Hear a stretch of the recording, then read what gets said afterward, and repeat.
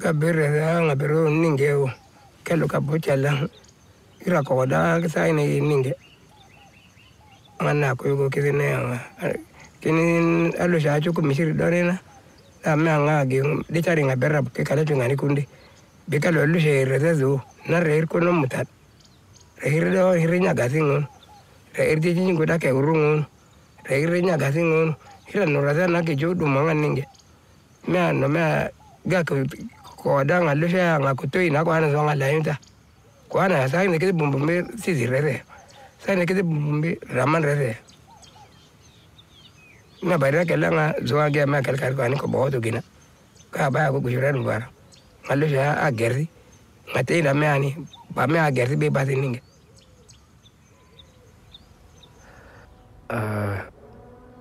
مشاهد كيف طرفين اللي هن سوريين اللي هن رفقاتي واخواتي واهلي بطراف العيله مستعد يمسك سلاح ويقتل اللي جنبه كرمال سياسه هي طرف. السياسه هي بديل على الانسانيه هي الاهم.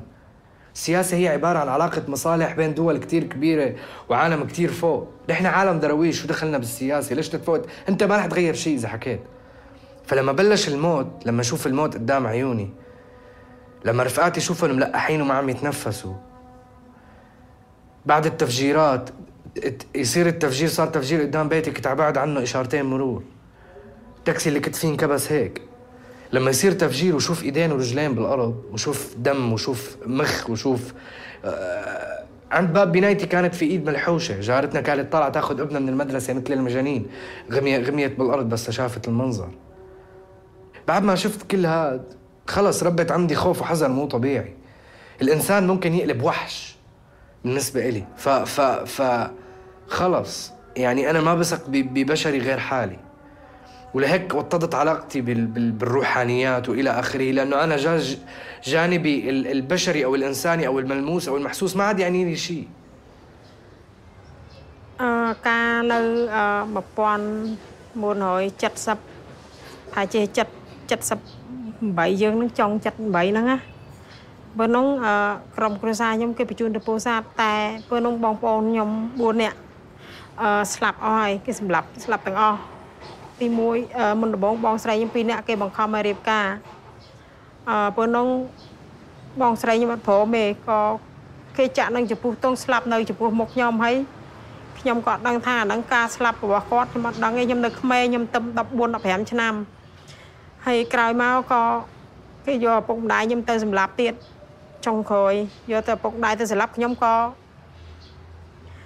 រត់ទៅរកឪពុកម្ដាយពេលនោះគេសម្លាប់ម្ដាយខ្ញុំទម្លាក់ចូលក្នុងដៅហ្នឹងគឺចាក់ចំពោះទងទាំងអស់និយាយរួមគ្រួសារខ្ញុំសិតស្លាប់ 3-4 នាក់គឺចំពោះទងទាំងអស់ហើយក្រោយមកក៏វាចាប់អូសខ្ញុំទៅកន្លែងព្រៃមួយហ្នឹងវាចាប់រំលោភខ្ញុំ3នាក់ត្រង់ចំណុចហ្នឹងហើយដែលខ្ញុំចង់ចាំអត់ភ្លេចគឺខ្ញុំពេលនោះខ្ញុំរើមរាស់ជាមួយគេប៉ុន្តែរើអត់ឈ្នះគេរហូតដល់3នាក់ឯងខ្ញុំ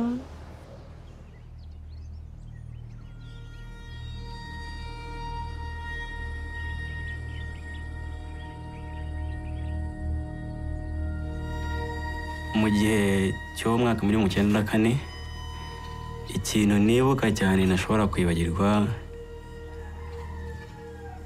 ni ibyo nabonye muri icyo gihe uko umuntu yicaga undi umuntu akaza agatema undi kuko ikintu cyatuma ntabyibagirwa muri icyo gihe hapfuye umuryango wanjye mwinshi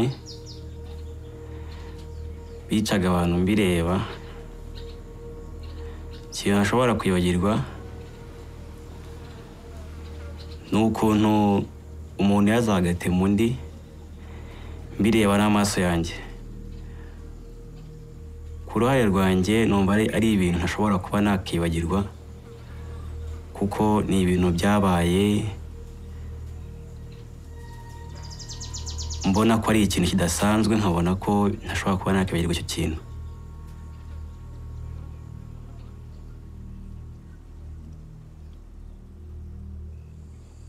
nubwo ubwo mu gihe cy'intambara nyine nari ndimo mvuga ikintu cyambabaje cyane. Ubwo twarahunze, maze guhunga mbese ntandukana n'ababyeyi. Maze gutandukana n'ababyeyi baho njyenyine, baho mu Masaka, bamo hafi nk'ibyumweru 2. Ubwo mbese nyuma yaho umuntu araza aramfata arambwira ngo ese ngo uri igiki. Yewe rero kubera ko nta rundi umwana cyane, ntabwo nari nzi gutandukanya umutu n'umututsi, ntabwo nari mbizi. Noneho ubwo ngubwo akajya amfata, agafata intoki zanjye, akagenda afata umubiri wanjye, akavuga ngo ndi umututsi, ngo nimba ntari umututsi ngo ndavangiye. Akajya abwira abo bantu ngo nibandase, ngo bankureho. Noneho nkabye mu gese murandasa munyica, muranyicira iki? Kari nta kibi nakoze, muranyicira iki? Noneho ubwo nyuma yaho haza ubwo bararasa cyane, amasasu menshi cyane. Maze kubasa amasasu menshi cyane ndirukanka. Noneho maze kwirukanka aho ngeze hose nkajya mbona ni imirambo y'abantu, amaraso. Noneho ngeze aho ubwo nahise nicara ndavuga nti Mana bibuka ushaka.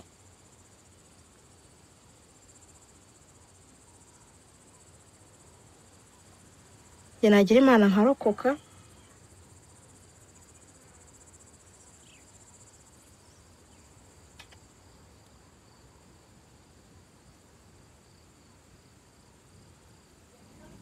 حتى من أول لحظة حملت فيها السلاح كان في نوع من أنواع الخوف. يعني الخوف موجود عند كل البشر، وخايف كمان إني أشيل دم أو كذا وهيك، أو إنه شيلت السلاح. أنا صرت يعني من معلم مدرسة إلى مسلح، بس في شيء أجبرني، يعني في مناظر أو أمور أجبرتني. لما أحيانا بيسألني إنه يعني أحيانا تخطر بباله أفكار إنه بابا ليش الحرب هاي كلها ما بدها تنتهي؟ إنه بابا ليش أنت مثلا تقتل العسكري ما عنده أب وأم عم يستنوه وعم ينتظروا مثلنا. يعني بابا بقول له إيه مزبوط الكلام بابا. كان ليش بابا؟ بقول له بابا لأنه هو على خطأ وإحنا على صح. طيب ليش هو على خطأ؟ إيه بابا هو على خطأ، هو عم يقتل الأطفال، عم يقتل عائلات، عم يدنس المساجد، عم يقصر المساجد يا بابا. إحنا عم ندافع عن الإشي هذا. فإحنا بنحاول دائما الأطفال نبين لهم كل هالأمور هاي. يعني إنه صحيح أنا حملت سلاح، بس حملته في شغلات أجبرتني على حمله، ولا مو حب إنه أرتكب إنه أحمل دم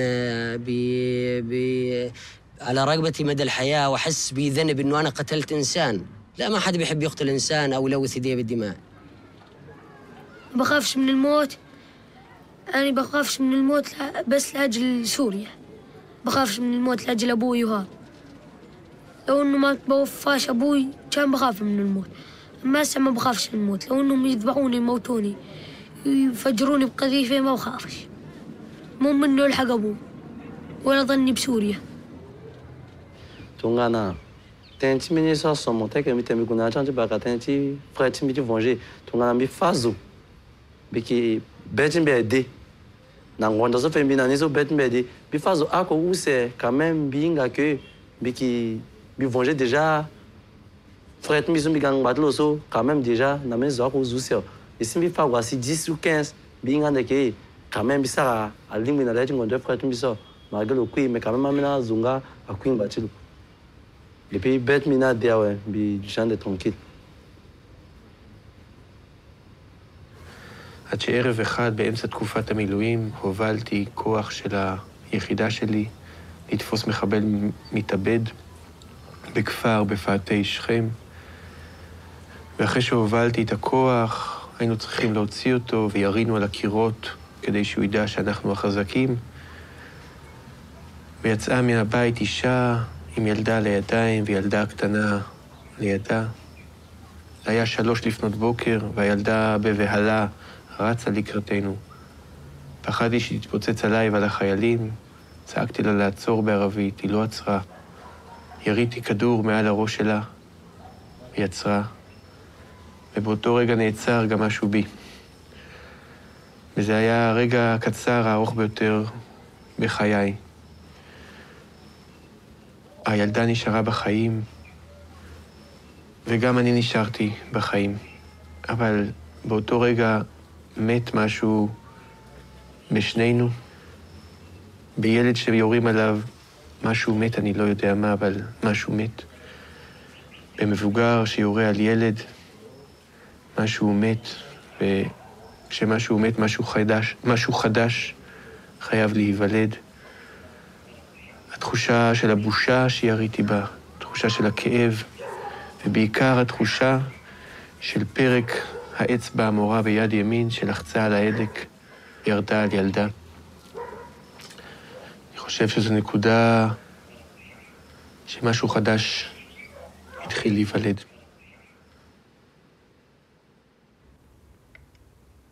There was a moment, and the reason his face is always going to be with me. There was a moment when he looked at me, and our eyes kind of met, and at that moment, it was like everything else disappeared. There was no sound, and it was just two people looking each other in the eyes, and just for a moment connecting as like two human beings in an event that is beyond any of their control. But at that moment, he wasn't a terrorist, he wasn't an insurgent, he wasn't an Iraqi.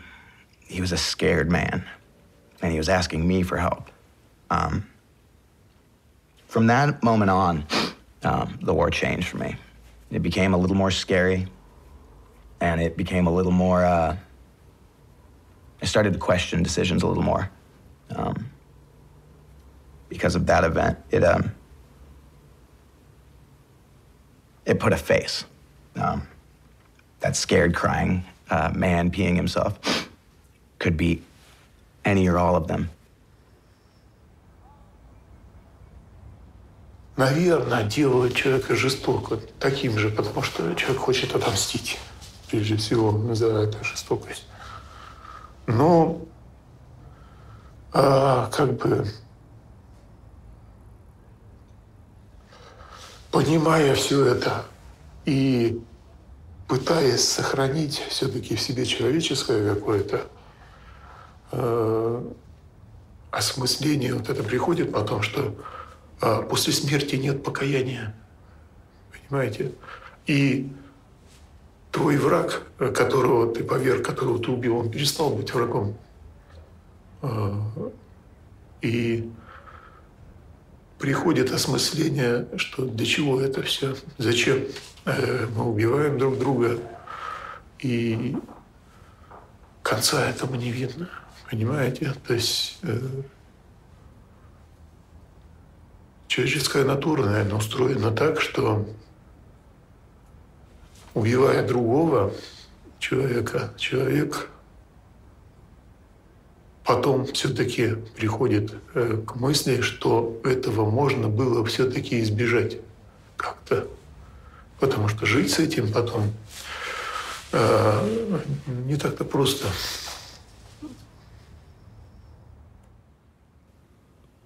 If you ask me what it's like to be a veteran, that doesn't do either of us any good, because I'm not going to tell you what it's like and you understand it. I don't have the capacity to say words that will make you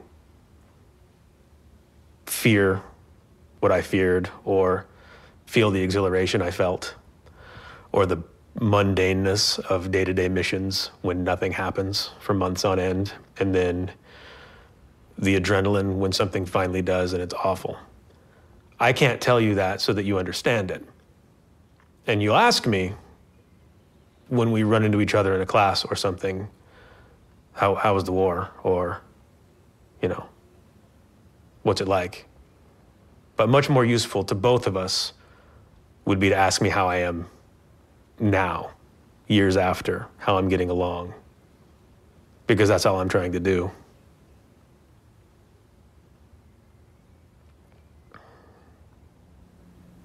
One of the most impactful things that will occur after being in combat is the feeling of killing another human being. Once you've experienced it, you'll see that it's not like anything else that you've experienced before. And unfortunately, that feeling, your body will want to experience again. It's really difficult to try to explain to somebody what that feeling's like. Right now, I still feel like experiencing that again, and it's probably why I keep a loaded weapon in my house. I yearn or desire for someone to try to hurt me or to break in or to give me an excuse to use that violence against somebody else again.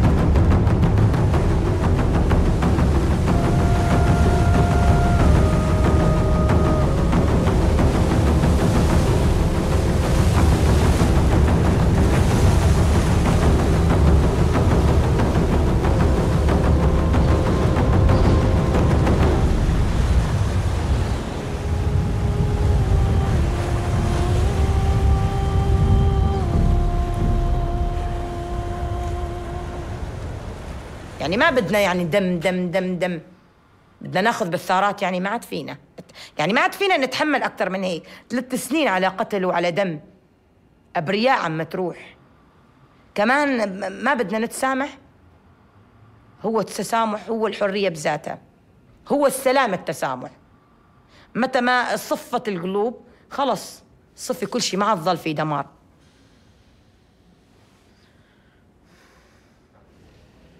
On the 16th of January 2007, an Israeli border police shot and killed my 10-year-old daughter Abir in front of her school in Anata, where I live.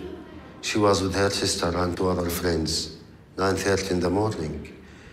In her head, in the back, from a distance of 15 to 20 meters, by a rubber bullet.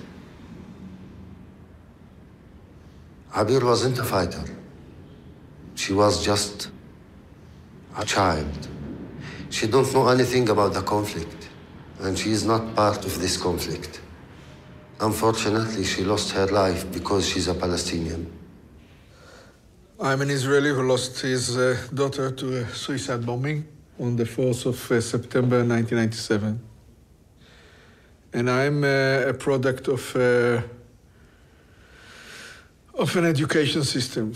These are 2 societies at war, and they socialize the young generation to make them being able to sacrifice themselves when time comes. And this is true to Palestinian society, and this is also true to Israeli society. Because we are human beings, sometimes you think, if I kill the killer, or anyone from the other side, from the Israelis, or maybe 10, this will give me back my daughter. No. I'll cause another pain and another victim to the others. I decide to break this circle of violence and blood and revenge by stop killing and revenge and support revenge by myself. My definition of sides have changed dramatically.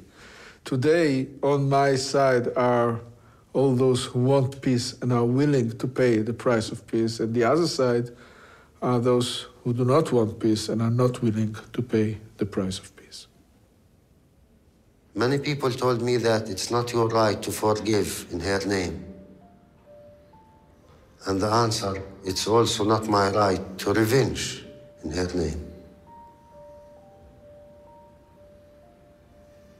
I hope she's satisfied. I hope she rests in peace. הסיפור הוא שנכנס קצין גרמני במדי אס-אס לגטו, ובליל גשום אחד אמא אומרת לו, קח את הילדה שלי.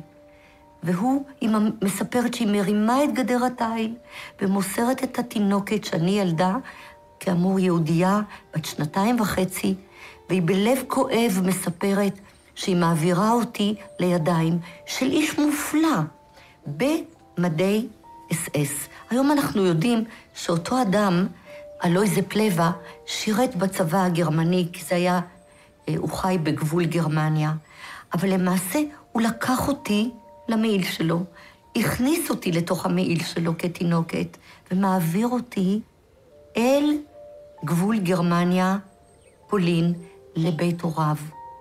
והם מגדלים אותי, הוא מספר שאני ביתו הלא חוקית, והם מגדלים אותי, הופכים אותי לנוצריה קתולית, הם מגדלים אותי עד סוף המלחמה, איזה מחווה, איזה מקסם, איזה יד מושטת, חוויה של ניצוצות של אור בתוך דברים שהם נקראים טירוף של אנושות. אם אני רוצה ומעלה בדעתי לשאול את עצמי, האם אני הייתי יכולה להיות בתוך אחד המקומות האלה, ואולי הקשה ביותר, האם הייתי יכולה להיות במקום של אותו קצין גרמני? איך אנחנו יכולים בכלל לענות על השאלה הזאת? איך אפשר? אני לא מאמינה שהיה לי את כוחות הנפש האלה לעשות את זה. אם אני שואלת את עצמי את השאלה, אולי כן?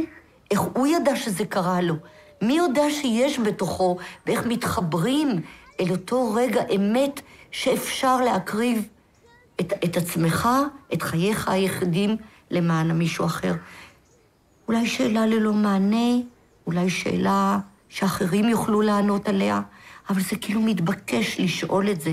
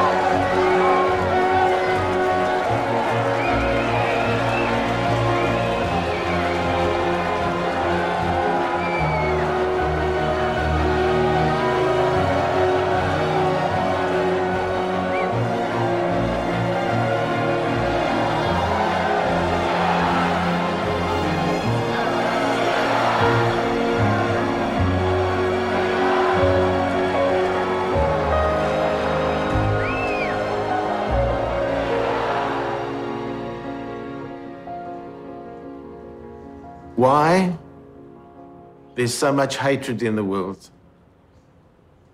Why people have to kill?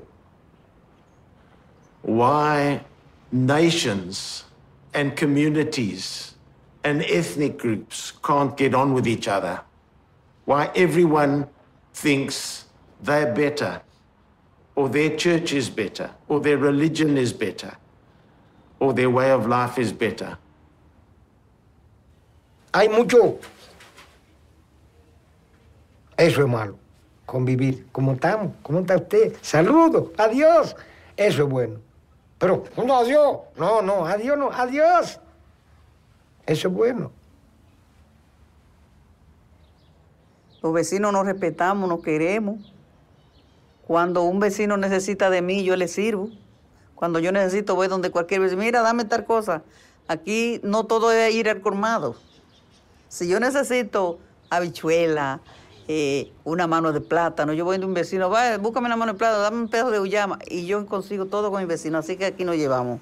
Aquí nos llevamos muy bien por ese lado. Sí, convivimos bien. After my brother was killed, for years I worked against peace. I was very active in mobilization. I was very active in throwing stones. I was very active in writing. And when I was 18, I decided that I needed to learn Hebrew, even though it was mandatory in my high school and I didn't do it. And when I went to learn Hebrew, it was the first time I sit in a classroom, everybody around me is Jewish, but we're not soldiers, we're not settlers. And that interaction was so different. And we started over really weird things, have nothing to do with conflict. We started our conversations about music. The fact that I love country music, which is really strange for Palestinians, and I found a couple of people who did. We talked about coffee and which coffee is better, instant coffee or Arabic coffee. But it was from there that the whole demonization of the other was so hard to follow anymore, because we got to see a human being. And next time there was a suicide bombing in Jerusalem, I didn't think of the enemy and suicide bombing against the enemy. I thought of my friends. And I picked up the phone and I started calling to make sure none of them are hurt. Next time there was a problem in East Jerusalem and somebody was shot, all these people in my Hebrew class started calling me and wanting to make sure that I'm fine. And that interaction, that reality, made me come to a point of understanding that we have to bring down those walls that separate us. And if we know each other a little better as a humans, we might be able to also love each other instead of kill each other.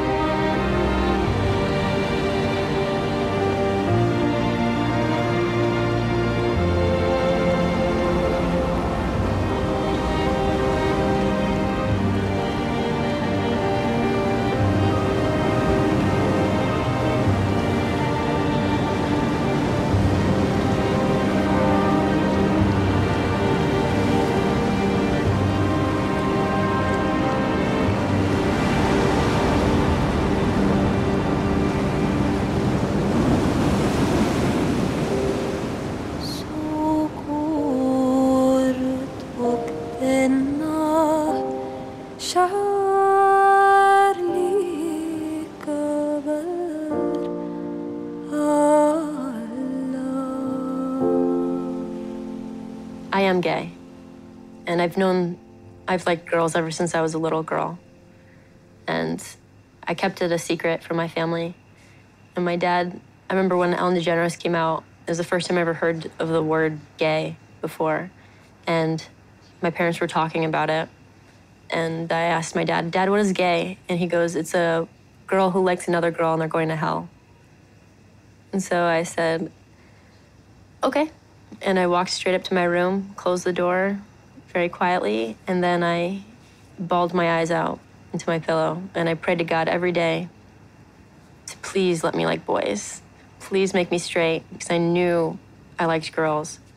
And so I tried pretending I liked boys and stuff, but I never did. And then I met, to me, the love of my life. And her name was Jen. And gosh, it was just like my world changed. And I didn't really care about anything else. I just knew I wanted to be near her.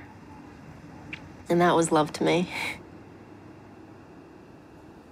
I don't even identify as gay because I'm not sure what its relevance is.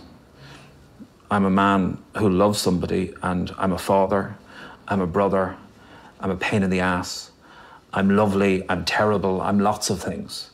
And it's not the gender of the person that I love that defines me, it's the quality of my loving that defines who I am. So the fact that I love a man says nothing about me. The power, the passion, the strength, the purpose, the integrity of the love that I have for Paul says everything about me. It wasn't easy for me to be with a woman in my country because, first of all, women who are with other women will be raped, will be killed, because men will think you are a waste. Men will want to correct you and rape you to become a woman. So also for me, for somebody who was married and actually come out of marriage and actually take that decision was actually a very difficult thing to do. And also as a mother, to actually have to explain that to my son, that I am now going to be with a woman and my family. So it was really a huge step to take, even my in-laws. So there were just so many things, and the society. But at the same time, I had to listen to my voice because I live once. J'ai vécu dans le mensonge. Et j'ai de nombreux défauts, comme tout le monde, mais parmi ce que j'estime être plutôt une qualité, je suis quelqu'un de franc, de direct, de transparent. Donc ça m'a été particulièrement difficile de vivre ces 30 années dans le mensonge. Alors pour être un peu plus précis, pas trop, j'aime bien découper les choses, les premières années après mon mariage, parce que je savais que je préférais les garçons, mais j'en étais pas complètement, malgré l'expérience que j'avais eue pendant 1 an et demi, voilà. Et ça se passait plutôt bien. Mais très vite, on est quand même rattrapé par ses désirs, ses pulsions, son attirance. Et donc, on est dans le mensonge par rapport à soi-même. C'est ça qui est le plus difficile à vivre, voilà. Par rapport à sa femme, par rapport à ses enfants, à son entourage, par rapport à tout le monde, quoi. Hein, voilà. Et c'est ça que j'ai eu le plus de mal à vivre, voilà. Yeah, being a lesbian is not a choice, man. Something that is inside you. And that no one can help, or it's not curable, or it's not a disease actually. Because they always say we're sick. Our families even take us to the doctors, to the sangomas, but you just stay there. It's difficult with my grandmother because she doesn't approve with me being a lesbian, and she hates the fact that I'm one. Even I had to leave home and go stay on the streets because of my sexuality. I even had to force myself with guys so that my granny can approve, to get my granny's approval. And it hurts because I had to do stuff that I really, really didn't want to do. Even though I did that, I even asked a friend of mine who is a dude to pretend as if he's my boyfriend. But that guy, what he did, he forced himself to me, and then he left me with HIV. And that was in 2003. I did all that just to get my granny's approval. But now, I know that I don't have to do anything to please someone else. Ne pas se sentir reconnu, ne pas se sentir compris, ne pas se sentir aimé tout simplement dans sa famille. Aimer, oui, mais pas aimer pour ce que l'on est. On a envie de partager quelque chose. Quand un homo, il ne sait pas si c'est mal ou pas mal. Et si on lui dit, mais c'est bien ça, enfin c'est bien, c'est comme ça, il ne pense plus. C'est à peu près comme quelqu'un qui sait pas s'il va avoir un cancer. Il ne sait pas s'il a un cancer ou pas. Et si on lui dit, mais t'en as pas un, un homo, il se demande ce qu'il a. Il ne sait pas si c'est grave ou pas grave et qu'est-ce que ça va faire. Donc si on lui dit, mais ça, il n'y a rien de plus merveilleux que des parents qui disent, et puis, t'es homo et puis. La seule chose, c'est qu'il faut que tu sois heureux. Pour moi, c'est tellement évident que c'est ce « et puis » qui manque souvent. Mes parents, ils avaient tellement peur que je reste homosexuel que quand je leur ai dit que je changeais, ils s'y ont vraiment cru. Et même si mes parents ils me posaient des questions tous les jours, ils me demandaient « c'est bon, t'as changé? C'est bon ?» Et comme je sais que c'est pas possible de changer, je fais comme si j'ignorais la question, je me prends pas la tête. Et au bout d'un moment, mon père, il n'en pouvait plus. Donc il s'est mis à m'engueuler, à me crier dessus, à me frapper et à me dire je sais que t'as pas changé, je sais que t'es toujours comme ça, et à me dire si tu te fous de ma gueule, moi je vais te faire vivre un enfer et tu dois partir maintenant si vraiment t'es comme t'es. Alors je suis parti. J'ai pas hésité une seconde, je suis parti. J'ai pensé à quelque chose. J'ai pensé à mon petit frère. Je me suis dit mon père quand même il nous frappe. Mon petit frère c'est pas possible. Je peux pas le laisser dans un monde comme ça où il va être tout seul parce que mon grand frère est parti. Moi je pars, lui il va être tout seul et c'est lui qui va tout se prendre. Il y a un moment où stop. Donc il y a un moment où je suis revenu, je sais pas, un mois après je suis revenu et j'ai tout dit à mon père. J'ai dit que j'en avais marre, que j'en avais marre qu'il me frappe et je lui ai tout raconté, tout ce que j'avais sur le cœur pour lui faire comprendre qu'il avait tort de nous frapper, que ça c'était pas dans la vie de tous les jours, que c'était pas normal, que au contraire mon homosexualité est plus normale que le fait qu'il nous frappe. Et on a passé je crois 3 heures à parler, 3 heures, je lui ai tout raconté, je lui ai raconté tous les moments que je me souvenais frappants de ma vie où il me frappait et à la fin des 3 heures, il m'a dit une seule chose. Il m'a dit pardon. Et rien que ça, j'ai pensé dans ma tête, je me suis dit, là c'est le moment ultime. Et là je lui ai dit, papa, si je pars, une seule chose, je veux que tu me promettes de jamais plus frapper mon petit frère. Et il me l'a promis. Et c'est à ce moment-là que je me suis dit, je peux partir sans penser à autre chose. Je sais que là, ça va aller, pour lui, du moins.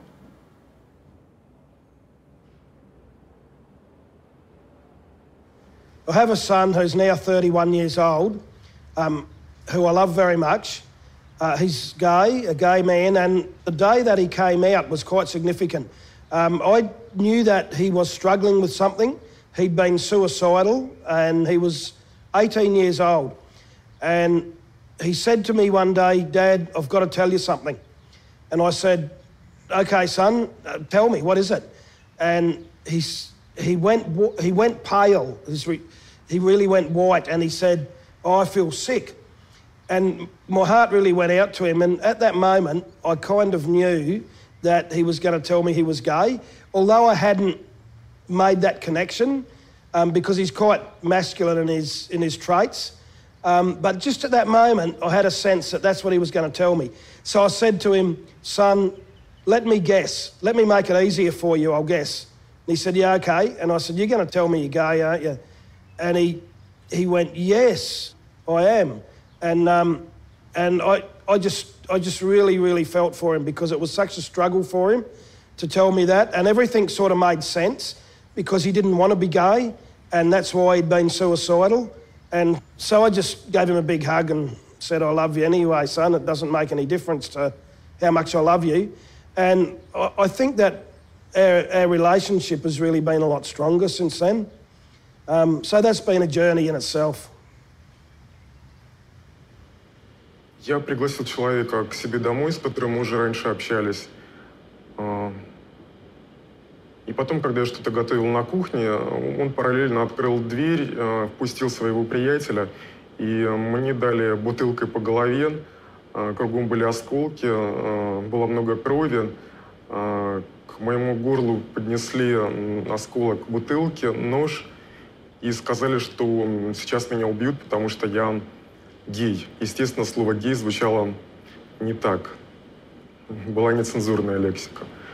Мне было безумно страшно, и у меня все пересохло во рту, и параллельно я кучу мыслей, наверное, перекрутил. Я понимал, допустим, что я же не боюсь умирать. Почему мне так страшно?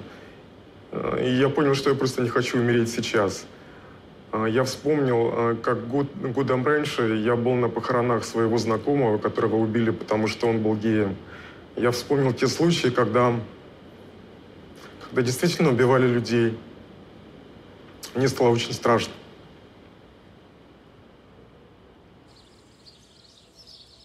C'était en 2009, un ami homosexuel comme moi. Et lorsque ce dernier est décédé, on l'a enterré dans le cimetière de son village.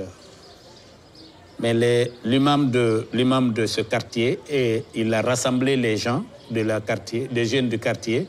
Ils sont partis au cimetière pour déterrer ce corps, enlever, attacher et traîner comme ça dans la rue. Et les médias, il y avait certains médias qui étaient là, qui filmaient ça. Et la police est venue. Après, la famille a récupéré le corps encore, allé enterrer le corps. Ils sont partis encore déterrer. On l'a déterré 3 fois. Et finalement, on a enterré le corps dans la cour de son père. Parce qu'on dit que la religion musulmane dit, quand on est homosexuel, si tu meurs, on n'a pas le droit de prier de ton corps. On n'a pas le droit de t'enterrer dans le cimetière musulman. C'est ça, il disait. I'm a gay man from Lebanon, and we have no rights over there. And we have no rights in the Arab world in general over there. And I think what I can do more is what I've started to do is, I think I should come out even more. I am out to my parents, I am out to my friends, I am out to my work, but I think I want to encourage other people like me, which have nothing to lose. Because I have a salary, because my mom, it's proven with time, it took a time, but she's gonna love me anyway. Now, she knows my boyfriend, she loves me for the way I am, my dad as well, my friends as well. I think if you don't tell anyone, the other moms won't know that it's okay to be gay. So they're not gonna know that being gay is not just about being a drag queen or dressing like girls or being just a hairdresser maybe or a makeup artist. And they need to know that people should be less shy, people should be more daring when you have nothing to lose, because some people have a lot to lose, and those are not the people that should do the change, but the ones that have nothing to lose.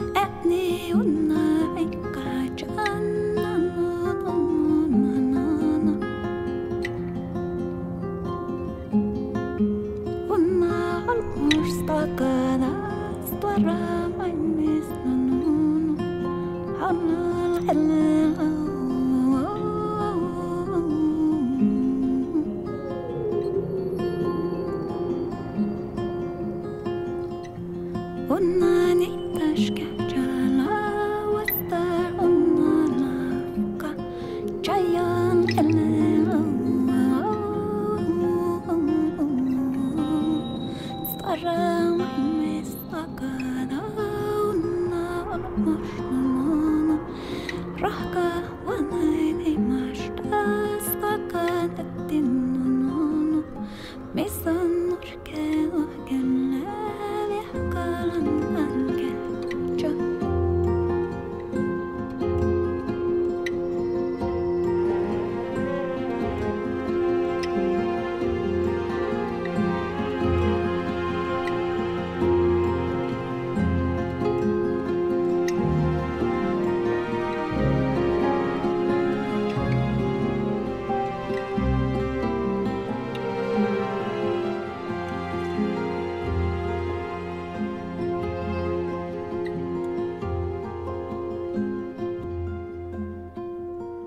La familia para mí es comunión. Es llegar a tu casa y encontrar a alguien que te abrace y te diga, qué bueno que estás aquí. Ayudar a mis hermanos a hacer algo que ellos no pueden, que yo ya pude, por ser uno de los mayores. Enseñarle. Ver a mi papá llegar del trabajo, satisfecho, sentado en su sillón y pues poderle servir un café. Creo que me hace sentir bien. Algo que como que te llena por dentro. Y si te falta uno, te queda como que un hueco en el corazón, así como que, diablos, ¿qué pasó? ¿Dónde está? Creo que la familia es algo feliz, notable. Es otra cosa. Te llena. Lo más difícil para mí de toda mi vida, el fallecimiento de mi papá. Porque pues...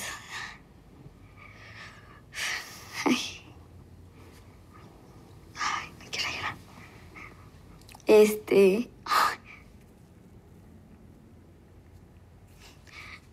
Fue con el que me apoyaba mucho.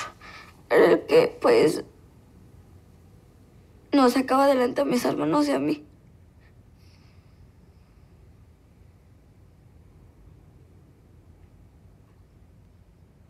Lo que nunca podría perdonar sería a mi madre, porque haberme vendido no fue una buena idea. Si ella tuvo algún problema, lo hubiera aceptado, pero no fue conveniente que ella me vendiera, porque somos sus hijos y le dolió tenernos. Y pues eso es lo que nunca yo perdonaría.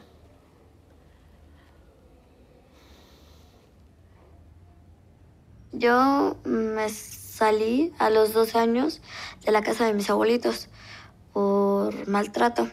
Entonces me fui a la calle, estuve una noche solita, pasé frío y pues me daban ganas de regresarme, pues porque pues no sé, me daba miedo que algo me fuera a pasar, pero pues dije no, porque pues qué tal si va a ser peor, van a decir que porque me salí, ya no me van a dejar salir.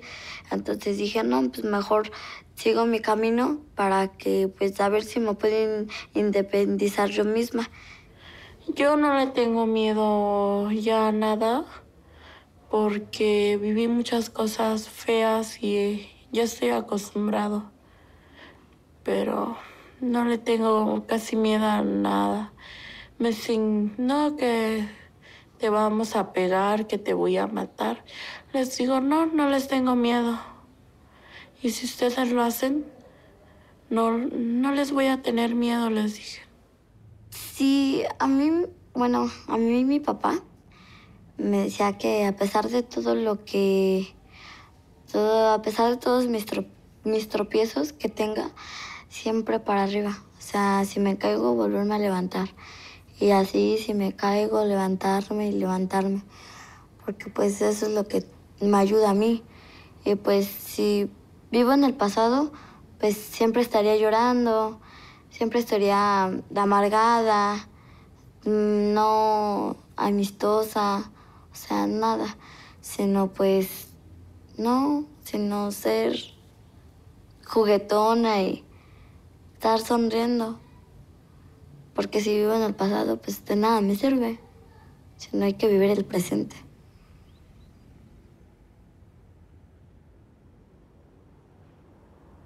Mi padre fue un gran hombre, un guerrero. Trabajaba todo el día. Era un pintor de carros y vivió una de las épocas más duras que ha vivido la ciudad de Medellín. Eran los años 80, donde el dinero del narcotráfico, de no trabajar, ese dinero del narcotráfico transformó la figura del padre, porque era el hijo que traía el dinero y aportaba más que ese obrero. Y yo le pregunté un día a mi padre, le dije, tú que trabajas tanto, mira que ellos simplemente por el dinero de la droga tienen todas las comodidades. Y él me dijo, el camino de nosotros es la educación. Yo me voy a matar y voy a trabajar para que ustedes se eduquen y para que lleguen lejos. Y solo con el tiempo te darás cuenta. Y es ahora que estoy acá, que soy un profesional, que estoy haciendo realidad ese sueño de niño. Y miro a un lado esa gente que el dinero, el narcotráfico, todos terminaron en nada. He ahí la prueba, que era el buen camino. Y por eso siempre le hago un homenaje a ese padre. Y siempre lo recuerdo. Y cada vez que hago algo, será en nombre de él, de que él se usó para que yo llegara aquí tan lejos. Gracias, papá. Ça peut sembler très bizarre, mais il est très difficile de dire à mes parents que je les aime, en fait, tout simplement. Je crois que c'est tellement puissant. C'est un sentiment tellement fort qu'au moment venu, on n'a plus les mots, on se dit pas « je t'aime maman, je t'aime papa », ça se dit pas chez nous, enfin, malheureusement. Mais pourtant, on s'aime comme tout le monde, hein. Très très fort même. C'est ça qui est difficile. J'aimerais pouvoir trouver un jour la force de leur dire, vraiment, avec des mots, avant qu'il soit trop tard. When I got back from Iraq and my good friend was killed, his mother did not have any other children, you know. He had come from a family that had divorced. His father had a whole nother family and children with his new wife, but his mother didn't. And it was really difficult because I felt responsible for his death in a lot of ways just because I was in charge of him. So I would always call her on his birthday and on the holidays. And even though it was a very difficult conversation, but I felt that's how, you know, I would honor him. And from that, the conversations got longer and longer every time I'd call. And then pretty soon, you know, she's coming over my house or I'm going over her house. And then when I got married and had my daughter, we just decided that, you know, she would be her granddaughter, you know, so now she has a family. And I guess that's what family means.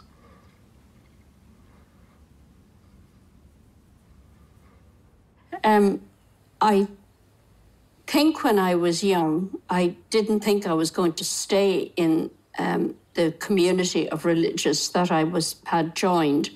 And I suppose I didn't understand what I was actually doing and that I was maybe making a decision which meant that I wouldn't have children and I wouldn't have a family as other people had.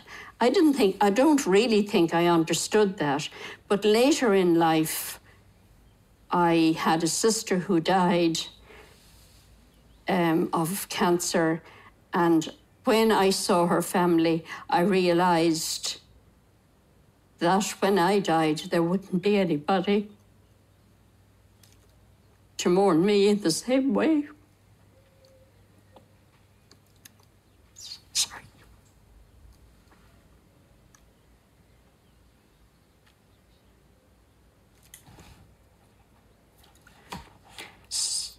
It is, as time goes on, then you recognize that you are a parent to other people who you work with or who are friends or who are related to you in some way. So even though you haven't your own family, you have family. So I think that's important to me.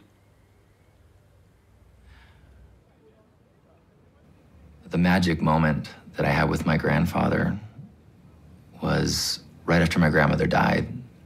And I went to go see him, and I knew that he was hurting, but I wasn't sure what kind of state he would be in. And she was his partner 65 years, as well as his driver. And I went to see him and said, "Grandpa, how are you doing?" He said, "Did you know that for $4 I can get a shuttle anywhere in the city?"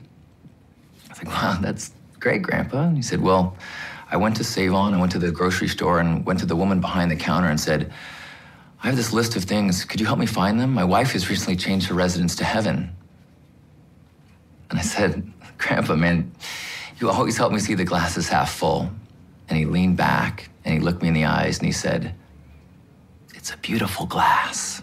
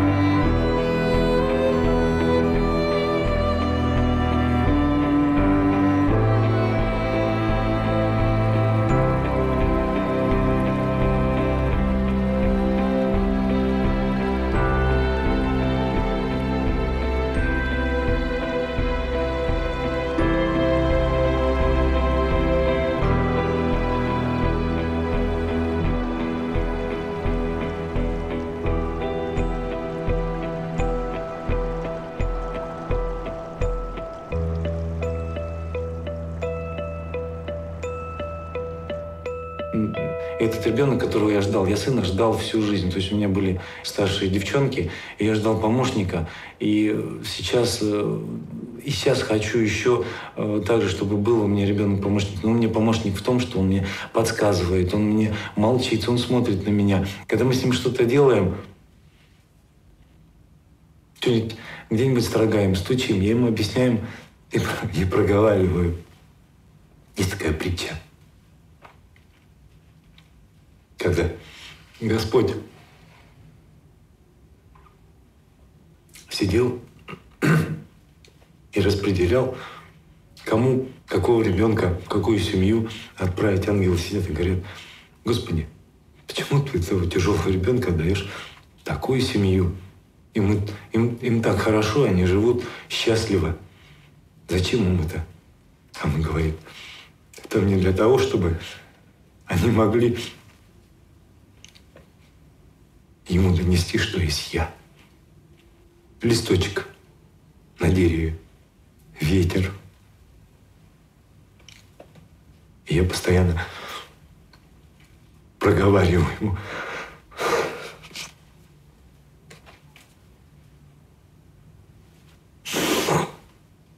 Я проговариваю об этом.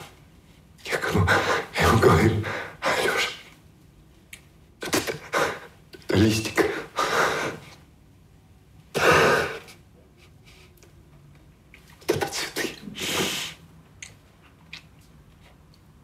Это радость. Мы с ним выходим ночью. Я ему объясняю, что такое звезды. Я говорю: сын, звезды. А он видит это и смотрит на меня взрослыми глазами, не по возрасту. Ощущение такое, что дух, который в нем живет, он намного сильнее меня. И он меня ведет. Ведет меня, нашу семью, детей. И поэтому я только сейчас начинаю понимать, что такое любовь. Изначально любовь к себе. Потому что для того, чтобы жить вместе, надо любить себя, любить свою жену, любить своих детей, в том числе старших, любить своих родственников, родителей, Родители мои живы. Любить людей. Любить людей по сути. А суть одна. Тут только любовь может спасти этот мир.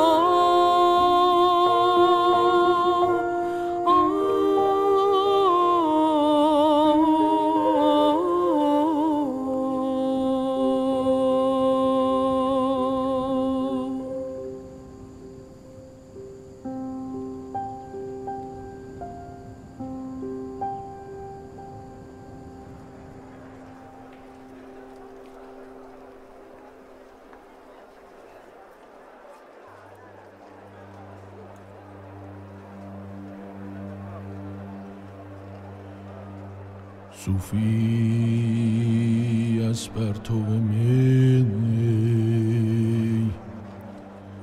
راز نهانی دانست گوهر هر کس از این لعل توانی دانست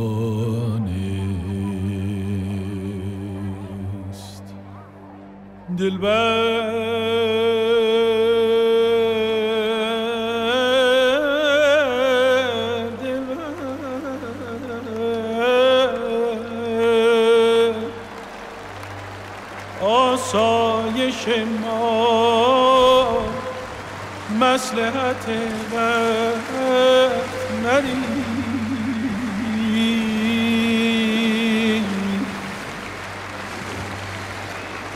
هر که غارتگریه باد خزانی داد Betul pilih mana, apa? Betul pilih kasih. Cuma kamu lene pani, cuma lene pani mu, leh di nido. Cuma mu ni pakoni, sepali mata tekel ba, mata tekel nino, nino pucha, nino, ni teni, tu kuat tadi. Atau mula cuma misi lah nabi kui, cuma ni.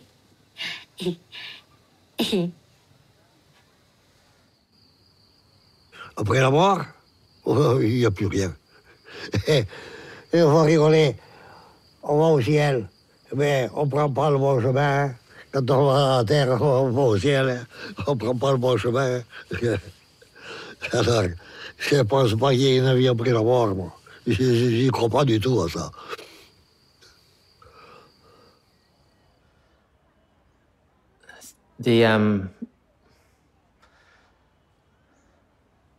The most difficult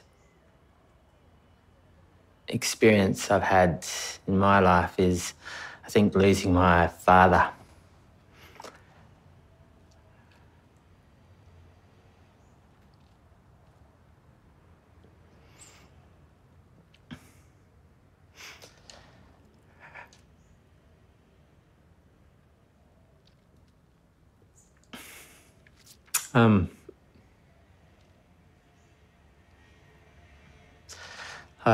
I remember he only died recently, and he was such an important person to me. Because I think, he taught me how to live and enjoy life. And,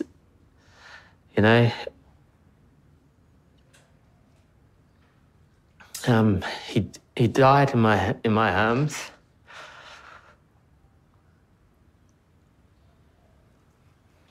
And I remember just before he died feeling this coolness, the warmth of his body just disappearing, and this coolness just enveloping it.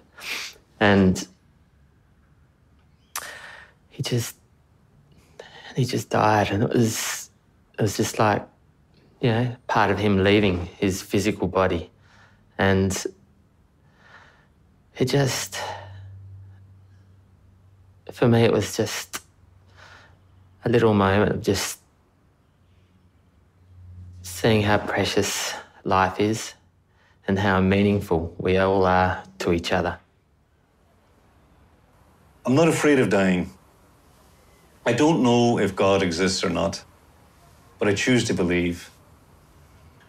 And when I look at the universe, I hope there's a place where our spirits can go and where we'll recognize each other. And as well as my parents, I would really love to meet again my best friend Shawnee, who died when he was 21.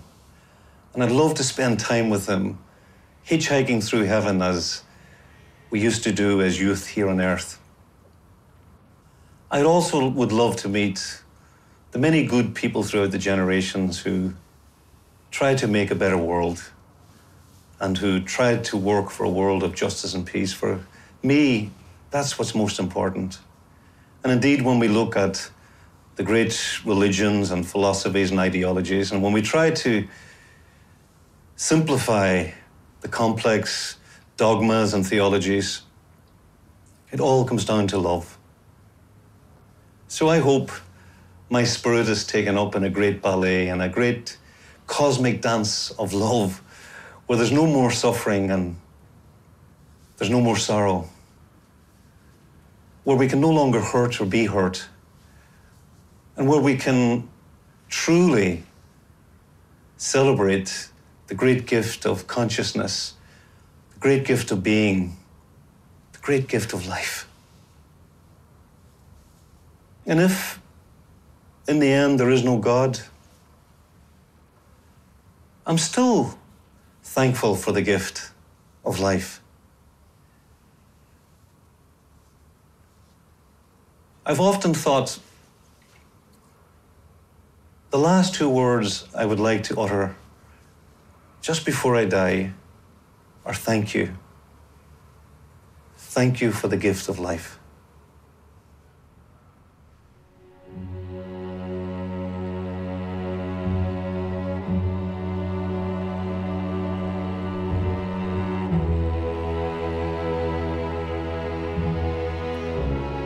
Y el sentido de la vida,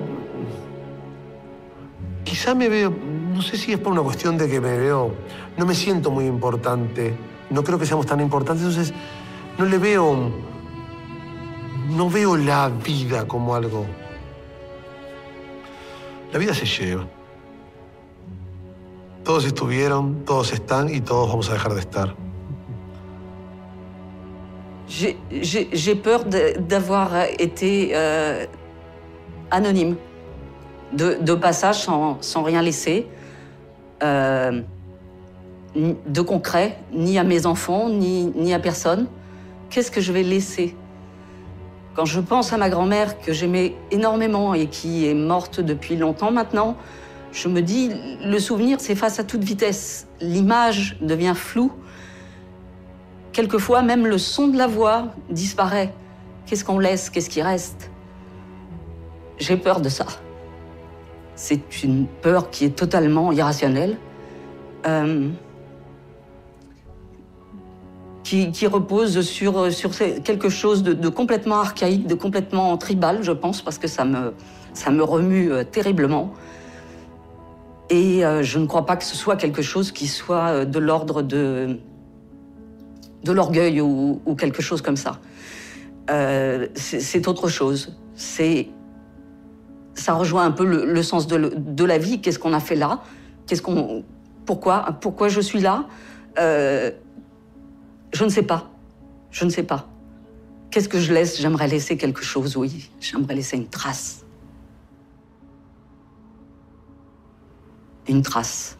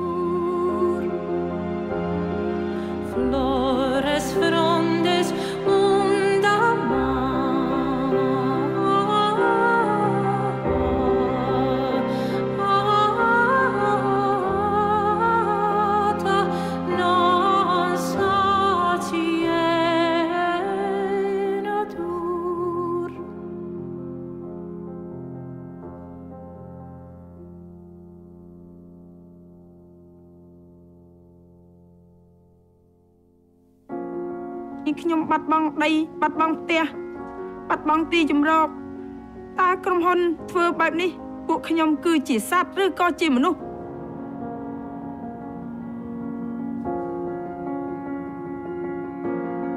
He said, you have to go back to your country. I said, where is my country? I don't have a country, man. It's a killing ground. Filañ des mais liggéey moo fi amul da ngay gis kër ak lëmm nit xëy di tëdd ak a jug.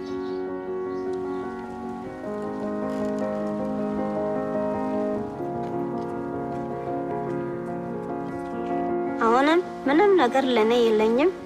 አሁን ትንሽ መሬት ያለች እሷ ላይ ጎደሬ ምንም በዛፋይ ቆፍሬ እበላለሁ። It is completely unacceptable to me to see how closely the affluence of the few is tied to the misery of the many.